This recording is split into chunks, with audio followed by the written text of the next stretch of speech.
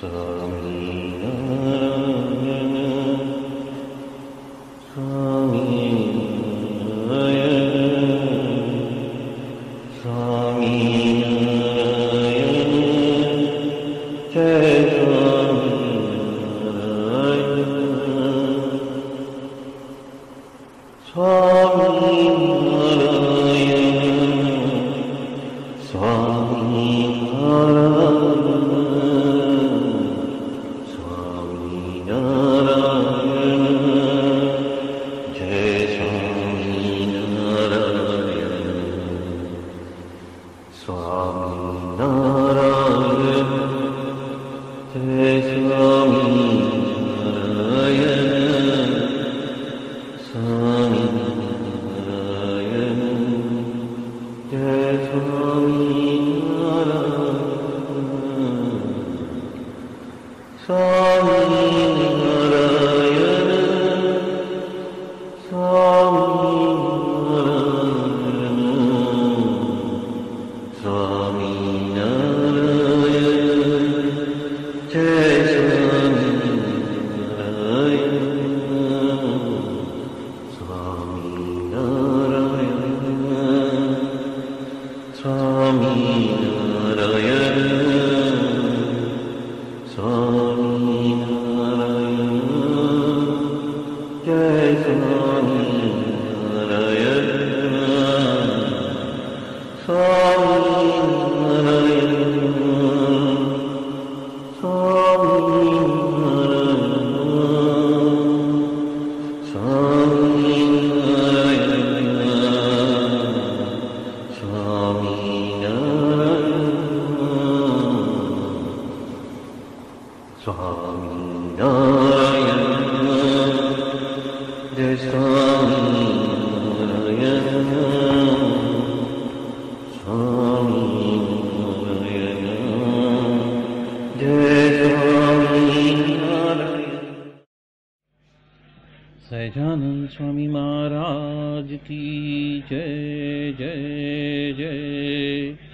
धाम धमी मुक्तों की जय जय जय। मुक्ताक्षर पुरुषोत्तम की जय जय जय। जे उत्पत्ति तथा स्थिति लय करे वेदो स्तुति उच्चरे। जे नरोम सुचिद्रमाणु समा ब्रह्मांड कोटि परे। माया काल रवि शशि सुरगणो आज्ञान लोपेक्षण। एवाक्षर धाम नाधिपति श्री स्वामी नारायण। महाध्यानाभ्यासं विदतमजस्त्रं भगवत पवित्रे सम्प्राप्तं। स्थितिमतिवरेकान्तिकवृषे सदानन्दं सारं परमहरिवार्ताव्यसनिनं। गुणातीतानन्दं मुनिवरमहं नौमि सततम्। अनेकेभ्यो सद्भ्यो विमलहरिविज्ञान ददतं। भुविर्ब्राह्मी विद्या हरिवचनरूपामुदयतं। हरिध्यानासक्तं शुभगणमनाद्यक्षरमहं। गुणातीतानन्दं सकलगुरुमुदे मुनिवरम्। वाणी अमृत थी भरी मधुसमी संजीवनी लोकमा। दृष्टि मां भरी दिव्यता निरखता सुदिव्य भक्तो वदा। हय्ये तबर्यु मीठू जननी सुने हास्य मुखे वस्यूं। ते श्री ज्ञान योगिराज गुरुने नित्ये नमो भावसु। जेनी अमृतवाणी तो वही रही साक्षात महिमा रूपे। जेनी ब्राह्मी स्थिति अहोलिन करे शुभव्यक्षरपदे शरणागत निज अल्प जीव सहुना श्रेयार्थ तत्पर रहे काका स्नेहल सिंधु दिव्य विभुने हयो तो वंदन करे।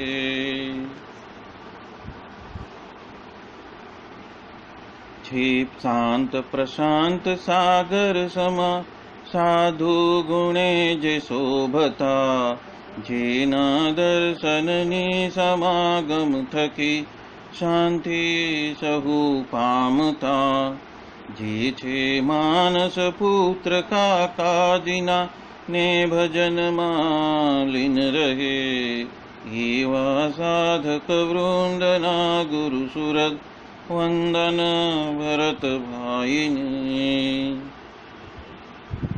भक्ति सभर गुलतान थईने महापूजा जे करे अनुवृत्ति अद्भुत जाळवी रीझया काकाजीने मलकंतु मुख पुलकित हय्यो युवानो ने जे गमे एवा सुरद भूलकु विरल वंदन अहो असी भाईने। ब्रह्म रूप निज ने मानता वळी श्रीजी हइये धारता जे मस्त रहीने प्रभु भजन मा सुरद भाव धारता महिमा सभर दासत्व छलके जीवन माछे सहजता काका स्वरूप दिन कर विभु संभारवामा धन्यता। अनादि मूल अक्षर मूर्ति सद्गुरु श्री गुणातीतानंद स्वामी की बातें प्रकरण 6 सर्वदेशी समझन बात 175वीं। स्वामीनारायण हरे स्वामी बात करते हैं। एक व्यक्ति ने पूछ लिया कि सबसे ज्यादा प्रिय क्या होएगा। तब उत्तर हुआ कि हमें तो देह ही प्रतीत होता है। और महाराज ने भी एक साधु के आके बताया कि जीव ने तो करोड़ पाप को एकत्रित किया हुआ है और कोठार के कोठार भरे हैं। ऐसी बात विस्तार से करके कहने लगे कि उसके वजह से तो उसके अंदर पाप के सब कोठार भरे हुए हैं और उसमें तो देह की एकता हो चुकी है। उसमें जो जीव अलग से रहा है उसको बढ़िया बनाकर उसके साथ में रहना, पर उसमें उस देह के साथ में तो ओतप्रोत होना नहीं और किसी भी पदार्थ या विषय वासना रखना नहीं। और ये नहीं करोगे तो तत्पश्चात वहाँ पे शर्म से मरना पड़ेगा। उससे तो अधिक यहीं ही इससे छुटकारा पालो। यहाँ पे गुणातीतानंद स्वामी ने जीव की दशा के बारे में बात कही है कि जीव इतना देह के साथ में ओतप्रोत हो चुका है कि अज्ञान की वजह से उसको स्वयं देह ही प्रतीत होता है कि यही मैं हूं। और उस देह की और इंद्रियों की और अंतःकरण की एकता के वजह से उसने तो पाप के कोठार जमा कर दिए हैं। तो उसमें ये जीव को अलग करके, पृथक करके, जो उसकी सर्वोपरिता है या तो जो उसकी तारतम्यता है देह से, उसकी तारतम्यता करके उस जीव को बलिया बनाना है। देह में रहते हुए पर उसमें घुल मिल नहीं जाना, उत्प्रोत नहीं होना। उपरांत संसारिक और व्यावहारिक बातों में जो जो पदार्थ या विषय वासना वगैरह जो हमें खींचते हैं, आकर्षित करते हैं, उसके प्रति राग द्वेष वगैरह जो है वो नष्ट करना। नहीं तो उस स्थानक में जाके, प्रभु के सामने जाके प्रस्तुत होकर तो शर्म से खड़ा होना पड़ेगा। यदि हमें वहाँ पे हमारे ही दोषों के वजह से शर्माना न पड़े, उससे अच्छा तो यहीं पे जो सद्गुरु मिले हैं उसका साथ लेकर और उसके ही बल से, उस गुरु हरि के बल से ही हम छुटकारा क्यों न पा ले और जीव को शुद्ध कर ले। ये बात यहाँ पे गुणातीतानंद स्वामी हम सबको बता रहे हैं।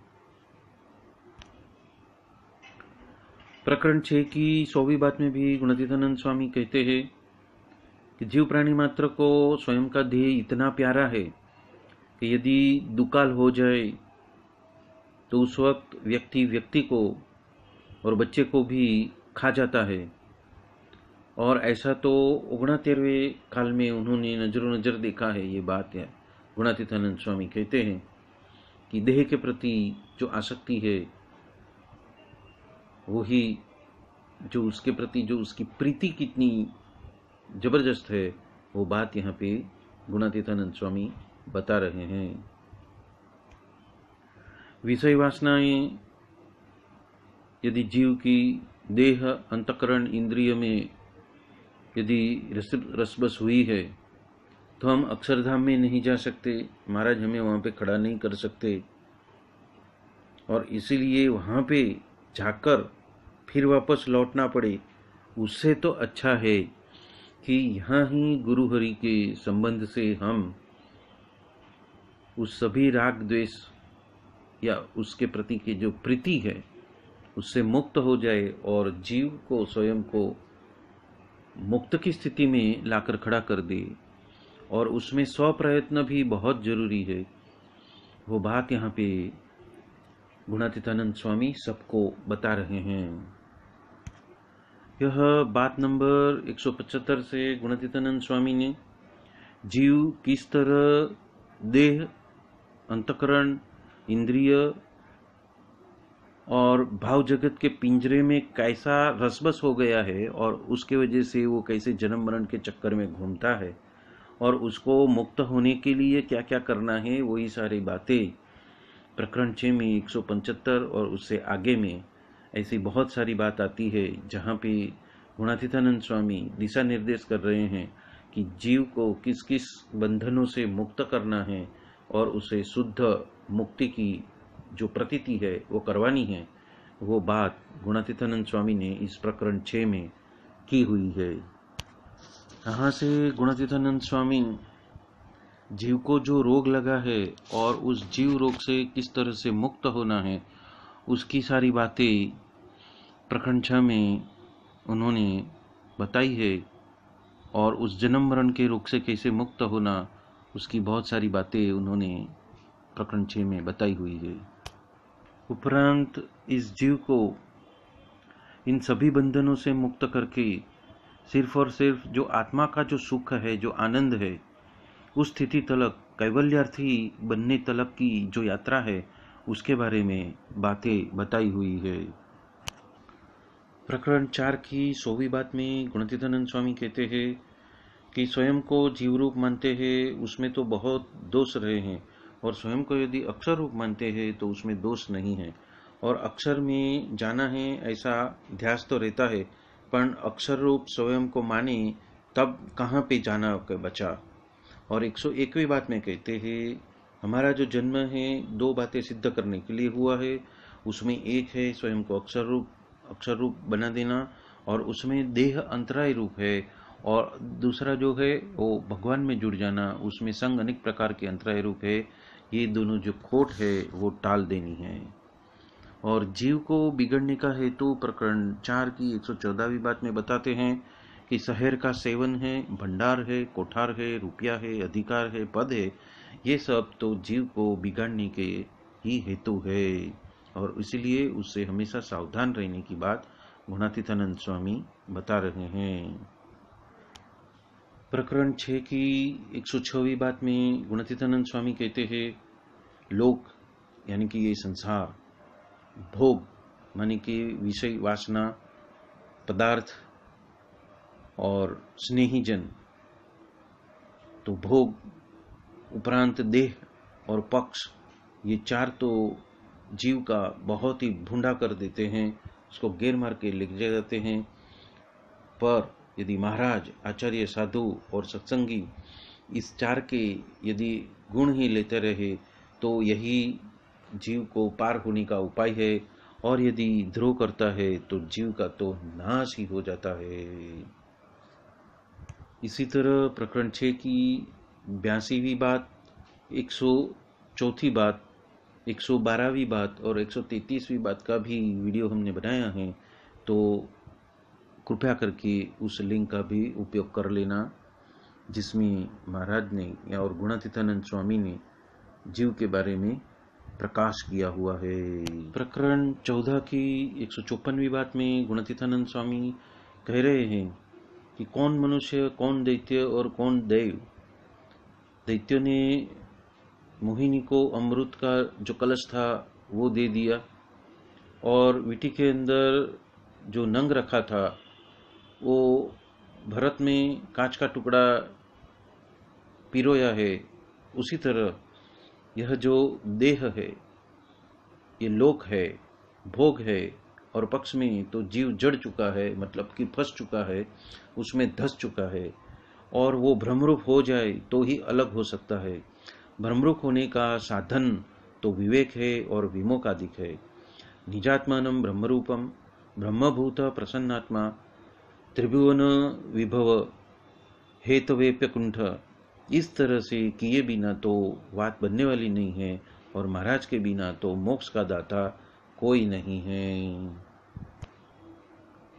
प्रकरण 10 की 7वीं बात में गुणातीतानंद स्वामी कहते हैं कि संवत 1918 में भादरवा सुदी त्रिज के दिन स्वामी बात करते हैं कि इस जीव को, ये जीव तो देखने में बंध जाता है, मतलब कि रूप में बन जाता है, खाने पीने में बंध जाता है, मतलब स्वाद वगैरह में बन जाता है, आसन में बंध जाता है, मतलब संसार के अंदर जात जात के गपगोले चलते हैं, वहाँ पे संबंधों में फंस जाता है, और घर में भी बंध जाता है, और इसी तरह से वो सब में बनते ही जाता है, खूबते ही जाता है। अनेक जन्म हो चुके जीव ने तो वापस मुड़कर कभी देखा ही नहीं है। यह लोक तो जल रहा है, वो क्या जो तो कि काम है, क्रोध है और लोभादिक की तो होली हरेक जीव के साथ में चल ही रही है, जल ही रही है। उसके ऊपर पद बोलते हैं, काम क्रोध व लोभ की लेरिए त्रंठी तोभा त्राय, काम थकी तो कलंक लागे लोभे लक्षण जाय, लोभे लक्षण जायते जासे क्रोध थकी तो केरज थासे, कहे गोविंद राम ये त्रणय जीवना वेरी, काम क्रोध ने लोभ नी लेरी। और ये बात की ज्ञानी को ही सूझ पड़ती है, समझ पड़ती है, पर मूर्ख को तो कुछ भी खबर ही नहीं है, वो अनजान है। प्रकरण 9 की 52वीं बात में गुणातीतानंद स्वामी कहते हैं कि आज्ञा, उपासना और संत का संग, ये तीन के वजह से जीव तो है वो पुष्ट होता है, बलिया होता है, बलवान होता है, और ये पिंजरे में से, देह, इंद्रिय और अंतःकरण रूपी पिंजरे में से बाहर निकल सकता है संत के बल से। और उस एक रहने से सत्संग रखना वो तो बहुत ही कठिन है। प्रकरण 5 की 236वीं बात में गुणातीतानंद स्वामी बता रहे हैं, हमने कितने जीवों को देखा है जिसको ब्राह्मण की क्रिया होती है, या तो सोनी की, या तो बनिए की, या तो कण्वी की, या तो कोड़ी की, या तो क्षत्रिय की, ऐसी अलग अलग क्रिया होती है। यदि उस क्रिया के सामने देखेंगे तो मोक्ष होने वाला ही नहीं है, इसलिए वो क्रिया के सामने देखना ही नहीं, भगवान के सामने देखना।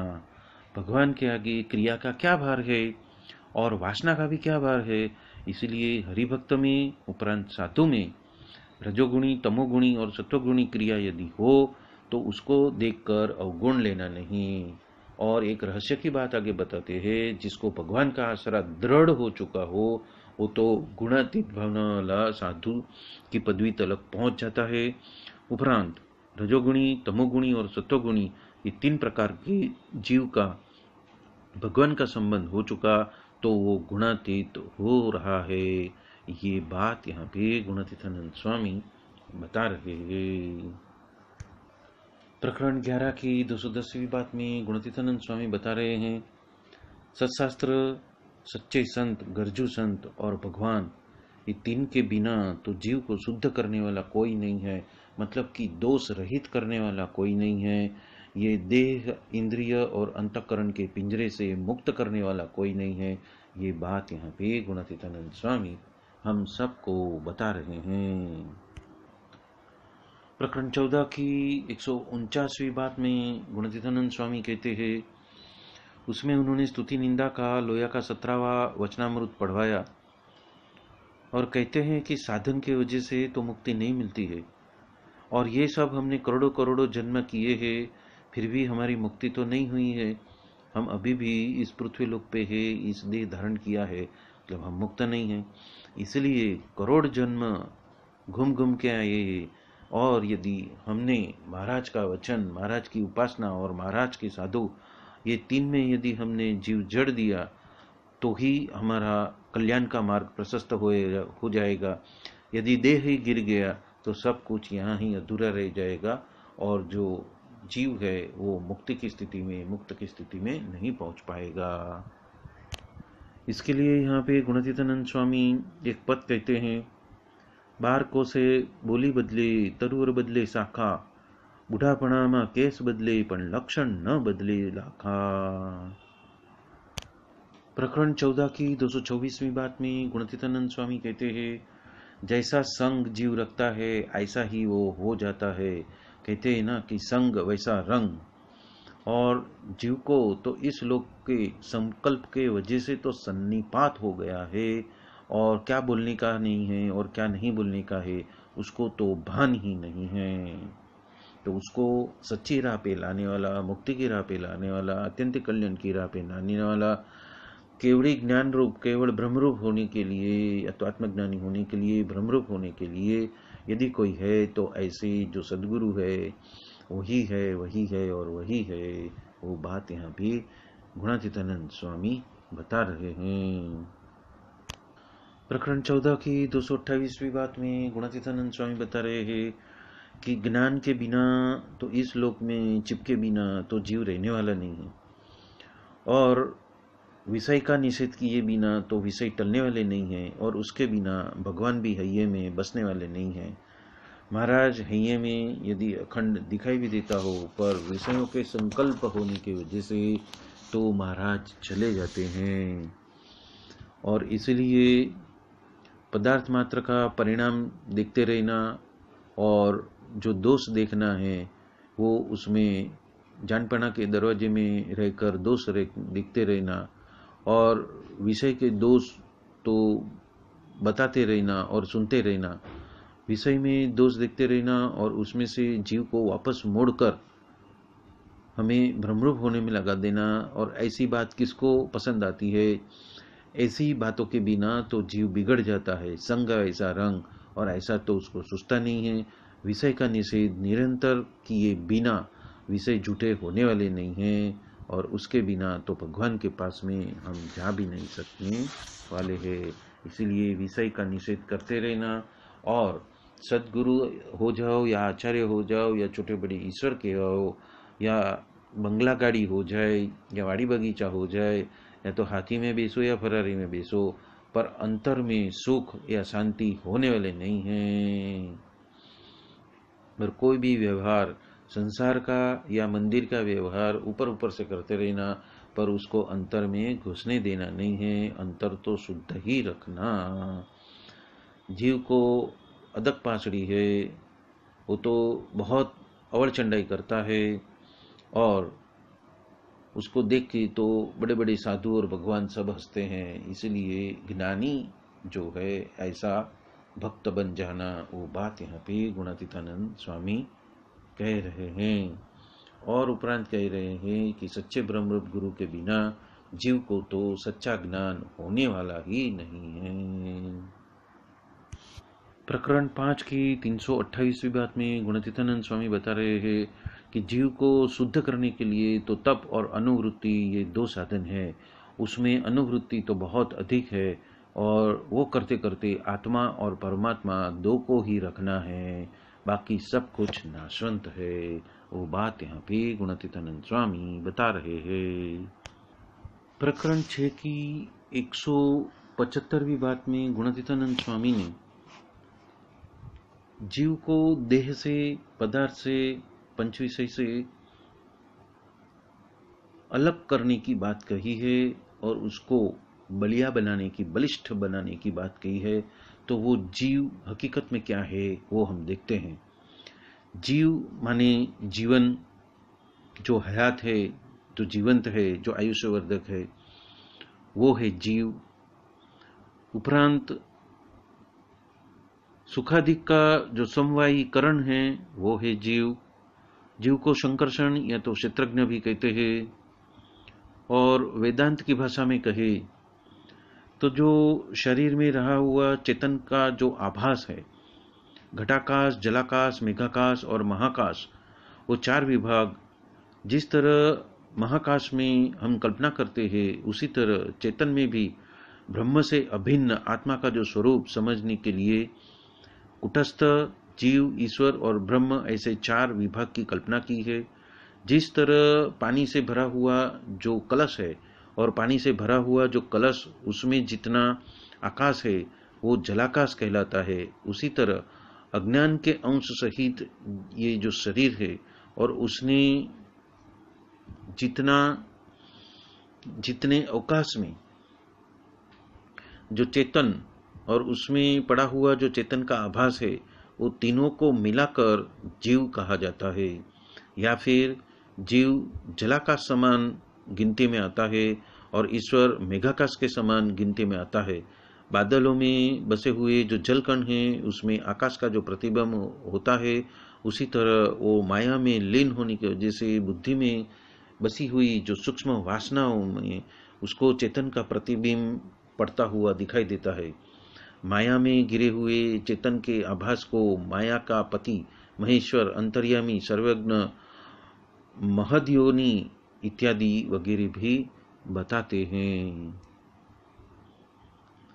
उपरांत आगे चलते हैं कि जीव किसे कहा है, तो किस शरीर का जो चेतन तत्व है, जो प्राण है, देहधारियों में प्रतीत होने वाला जो चैतन्य है, जो दिखाई नहीं देता और उसका कोई स्वरूप नहीं है ऐसा, फिर भी वो सभी किसी को समझ में, प्राणियों में बसा हुआ जो कर्म और ज्ञान की इंद्रियों का जो प्रेरक तत्व है, स्वयं को और अन्य को पहचानने वाला जो तत्व है, जिसके वजह से पदार्थ अपने आप जो बड़े होते हैं और हिलने चलने के लिए वो समर्थ बनते हैं, ऐसा जो कार्य करता है उस शक्ति को जीव कहते हैं। उपरांत जीव को विष्णु भी माना गया है। विष्णु, ये विष्णु के 1000 में से एक नाम है जीव, यानी कि जो जानने वाला है वो भी वही है, क्षेत्रज्ञ भी वही है, दृश्य को जानने वाला दृष्टा और साक्षी भी विष्णु है, अनात्मा यानी कि जड़ देह को और आत्मा को जानने वाला भी वही है, पुनः वासना युक्त होने की पुनरावृत्ति करने वाला भी विष्णु है, पुनः समष्टि जीव और व्यष्टि जीव या तो फिर जीव और जीवाभास भी वही है, पुनः अविद्या, कर्म और वासनाग्रस्त होके तीनों काल में आवर्तन परिवर्तन करने वाले जीव भी वही है, पुनः जीव और जीव आभासों में भी अहमपना की प्रतीति करने वाला भी विष्णु है, पुनः बिंब और प्रतिबिंब सर्व भी विष्णु है, पुनः कर्मकर्ता और कर्मफल भोक्ता जीव भी विष्णु है, पुनः जागृत, स्वप्न और सुषुप्ति, ये तीनों दशा में और इस लोक परलोक तथा अपवर्ग गति में, उसी तरह भू भुव स्व, ये तीनों लोक गति में अस्तित्व से रहने वाला बसा हुआ वो भी विष्णु है, वो भी जीव ही है। मन और अंतःकरण को भी जीव कहा गया है। और उपरांत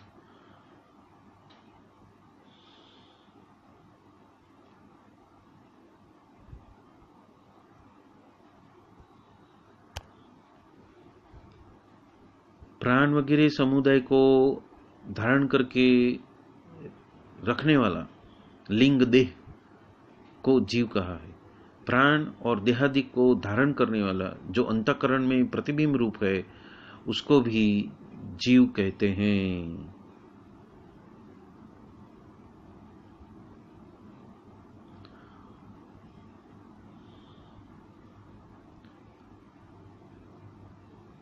जिसके ऊपर सभी प्राणियों के जीवन का आधार है वो पदार्थ, जिसके वजह से देह और चैतन्य के संबंध का निर्वाह होता है वो वस्तु, अन्न, जल, वायु जैसे गुजरान के जो साधन हैं, उसी तरह जीव वो जीवन चलाने का एक तरीके का साधन है।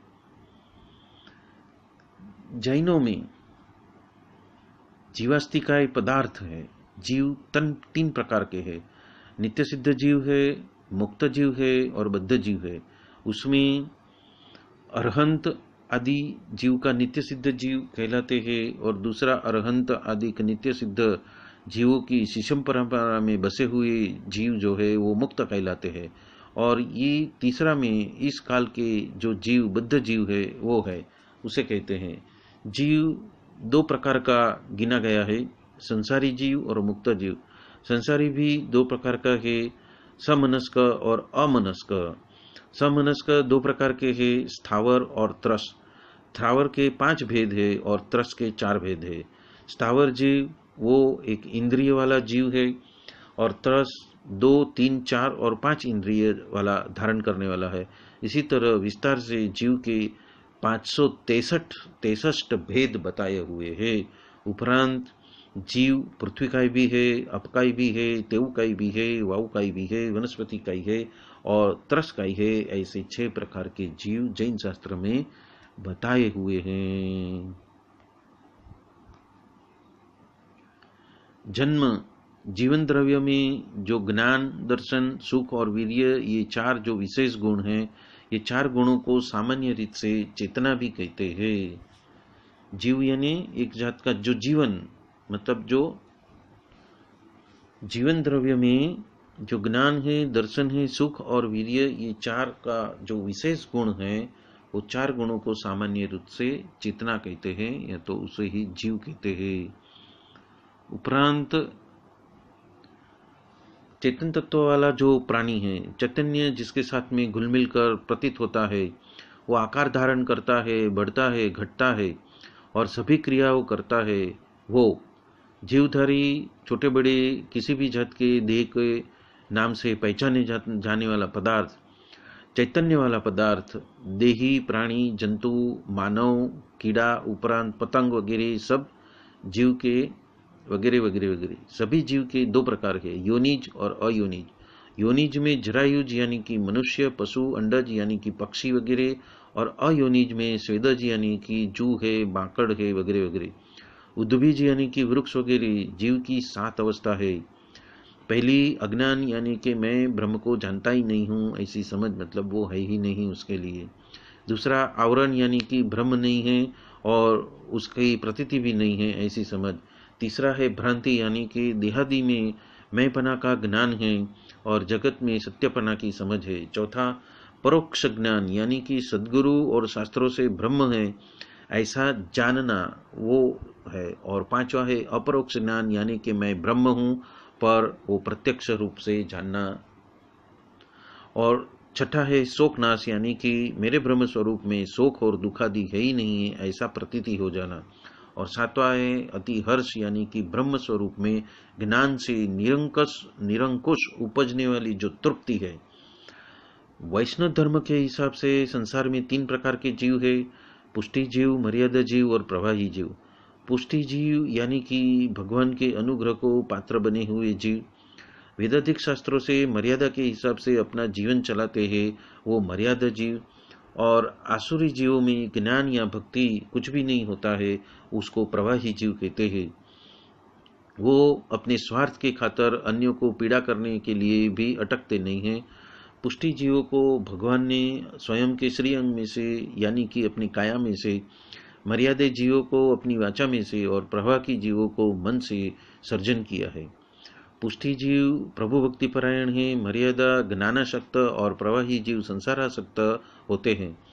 हरेक जीव क्रम क्रम के अपनी अपनी वासनावसात शरीरों को धारण करते हैं और उनकी शोध में रहते हैं। इसके हिसाब से अन्य अनेक विध सूक्ष्म परमाणु वासनावत अलग अलग अनंत शरीर को धारण करते हैं और इससे एक गोलोक में से आने वाले समूह का जो स्थूल व्यवहार में परस्पर संबंध हो जाता है, तो कोई मित्र, तो कोई शत्रु, कोई स्नेही, कोई संबंधी, कोई पशु पक्षी, कोई वृक्ष लता, कोई पत्र इत्यादि स्थावर जंगम असंख्य भेदों से जगत में दृष्टिगोचर होते हैं और स्वयं का कार्य समाप्त होने वो पुनः विलय हो जाते हैं।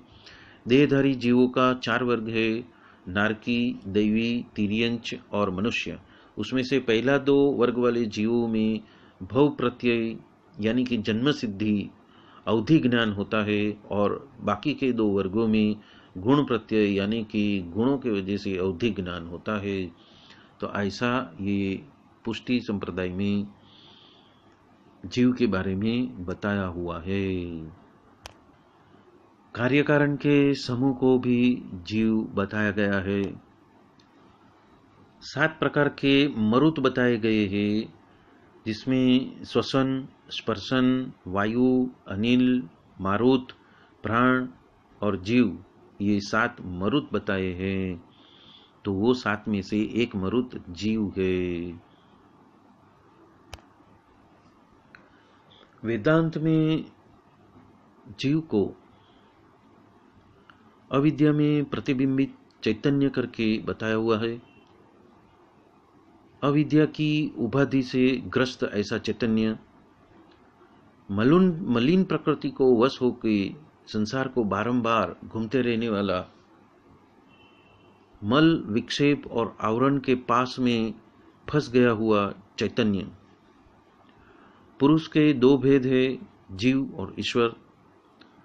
मुंडकोपनिषद में बताया हुआ है कि जीव रूप और ईश्वर रूप 2 पक्षी साथ में रहने वाले और परस्पर सखा है। वो एक शरीर रूप वृक्ष में मिलजुल कर रहते हैं। उसमें एक सूक्ष्म शरीर रूप उपाधि वाला जीव है और वो कर्मजन्य सुख दुखमय अनेक प्रकार की वेदना का अनुभव रूप स्वाद वाले फल को अविवेक के वजह से भुगतते रहता है। और जो नित्य शुद्ध, नित्य बुद्ध, नित्य युक्त स्वभाव वाला, सर्वज्ञ तथा शुद्ध सत्वगुण प्रधान माया की उपाधि वाला वो ईश्वर, जो फल भुगतता नहीं है, मात्र वो तो भोक्ता का तथा भोग्य का दृष्टा है और ऐसे जीव को जीवात्मा भी कहते हैं। उसके विश्व, तेजस और प्राज्ञ ऐसे 3 भेद है। उसमें 6 लक्षण बताए हुए हैं। अल्पज्ञ, अतृप्ति, बोध करने वाला, करे तभी हो, बोध जब उसको किया जाए तब हो। चौथा परतंत्रता, 5वां आवरण वाली दृष्टि और 6था चेतन शक्ति। उसका स्वरूप नीचे जब बताया है, वो हृदय के अंदर बसा हुआ है, वो अनुसमान सूक्ष्म है, चैतन्य रूप है और जानने वाला है। स्वयं की ज्ञान शक्ति की वजह से नख से शिखा पर्यंत समग्र स्वयं के देह के अंदर व्याप्त होके रहा है और अछेद्य है, अभेद्य है, अजर है, अमर है इत्यादि है। सत्कर्म और कितने अन्य साधन से वो जीव परमात्मा को प्राप्त कर लेता है, अर्थात जिसका अंश हो उसमें वो अभेदता वो देख सकता है। और इस संबंध से नाथ संग्रहित उपनिषदों की प्रस्तावना में स्पष्टीकरण है कि 6 प्रकार के भाव विकारों से अत्यंत रहित और वेदों के तत्वमसी आदि महाकवियों के लक्षार्थ रूप जो परम तत्व है उसको ब्रह्म ऐसे नाम से कहने में आया हुआ है। उस ब्रह्म के आश्रित होकर जिसकी प्रकृति नाम की कोई अनिवर्चनीय शक्ति बसी हुई है, वो शक्ति ब्रह्म की सत्ता से जीवों का कर्म संस्कार के फल देने के लिए तत्पर होती है। तब आकाश आदि रूप परिणाम को प्राप्त करके जड़ पदार्थ रूप के जीवों के अंतःकरण, प्राण, इंद्रिय और शरीर रूपी उसको प्रतीत होने लगती है। प्रकृति के शुद्ध भाग को माया और मलिन भाग को अविद्या कहने में आता है। माया में संक्रमित हुए ऐसे चेतन ईश्वर और अविद्या में संक्रमित थये हुए चेतन जीव कहलाता है। जीव के चित्त में मल, विक्षेप और आवरण 3 दोष दिखाई देते हैं।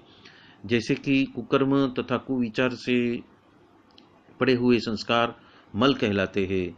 इंद्रिय के माध्यम से या तो विषय स्मरण से अंतःकरण का जो बारंबार प्रबल वेग से विषय बनी जो आसक्ति उत्पन्न होती है उसको विक्षेप कहलाता है।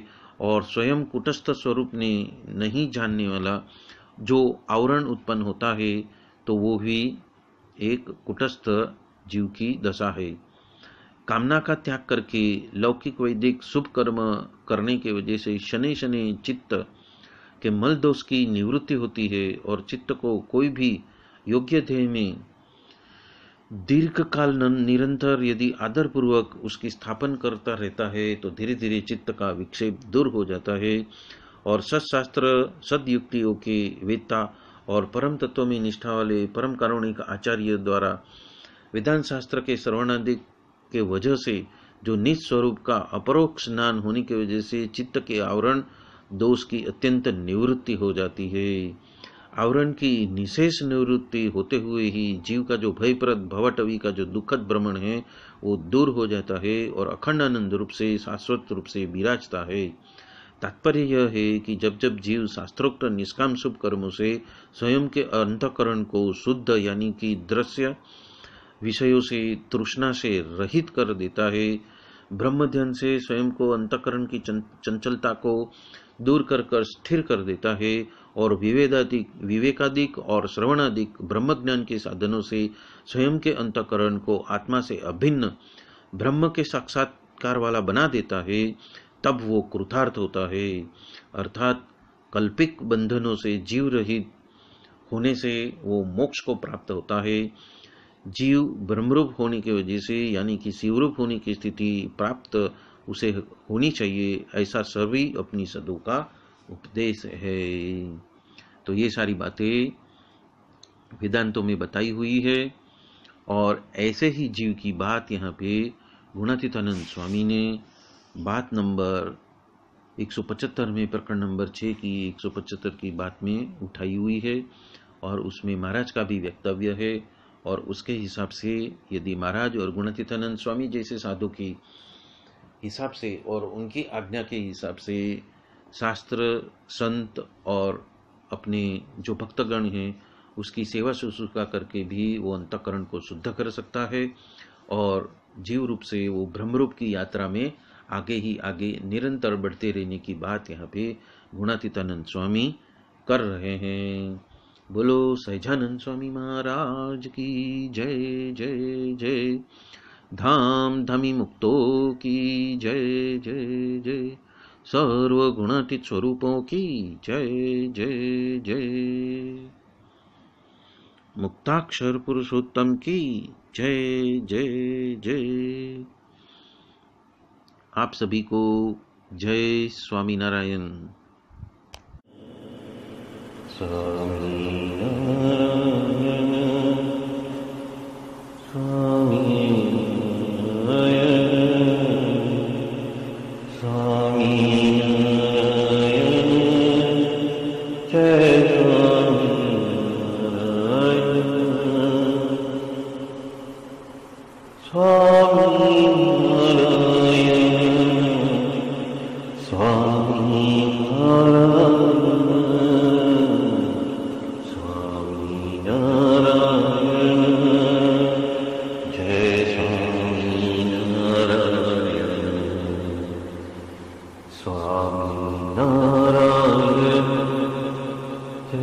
स्वामी नारायण